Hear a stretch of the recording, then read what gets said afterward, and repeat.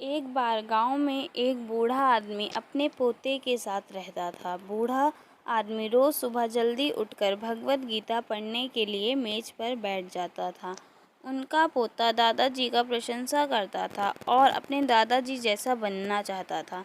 इसलिए पोता दादाजी की तरह सब कुछ करने की कोशिश करता था। एक दिन पोता अपने दादाजी के पास गया और कहा, दादाजी, मैं आपकी तरह रोज़ मेज पर बैठकर भगवत गीता पढ़ता हूँ, लेकिन मुझे इससे ज़्यादा कुछ समझ नहीं आता और जो कुछ भी मैं समझ पाता हूँ किताबें बंद करने के साथ साथ मैं भूल जाता हूँ। अगर मैं जो पढ़ता हूँ उसे भूल जाता हूँ तो भगवत गीता पढ़ने से मुझे क्या लाभ होता है। तब दादाजी एक कोयले की टोकरी पकड़े हुए थे। वह पोते की तरफ देखते और उसे कोयले की टोकरी देते हुए कहा, नदी पर जाओ और मेरे लिए एक टोकरी पानी लेकर आओ। दादाजी ने जैसा कहा लड़के ने वैसा ही किया, लेकिन जैसे ही वह घर पहुंचता टोकरी का सारा पानी निकल जाता। दादाजी ने मुस्कुराते हुए कहा, वापस पानी लेने के लिए नदी के पास जाओ और फिर से कोशिश करो, लेकिन इस बार थोड़ा तेज चलने की कोशिश करना। लड़का मान गया और इस बार नदी से पानी लेकर जल्दी घर पहुंचने के लिए तेज भागा, लेकिन इस बार भी घर आने में दादाजी ने देखा तो टोकरी खाली थी। दादाजी ने पोते को फिर से कोशिश करने के लिए कहा, लेकिन हर बार रास्ते में टोकरी से पानी निकल जाता और टोकरी खाली हो जाती। लड़का थक गया और अपने दादाजी से कहा, दादाजी, नदी से पानी लाना तो असंभव है।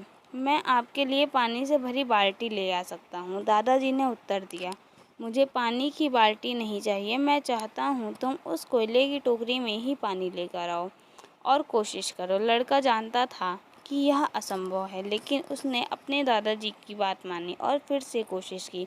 इस बार लड़का जितनी जल्दी हो सके उतनी जल्दी टोकरी खाली हो गई। लड़का थक गया और उसने अपने दादाजी को कहा, दादाजी, इस टोकरी में नदी से पानी लाना असंभव है। दादाजी ने उत्तर दिया, तुमको लगता है कि यह असंभव है, लेकिन ज़रा टोकरी को देखो। लड़के ने टोकरी की ओर देखा कि टोकरी बहुत साफ सुथरी दिख रही थी। उसने देखा टोकरी से कोयले के सारे दाग हट गए हैं। अब कोयले की टोकरी अंदर और बाहर से साफ हो गई है। दादाजी ने कहा, तुमने देखा कि टोकरी अब सारे दाग मुक्त हो गई है।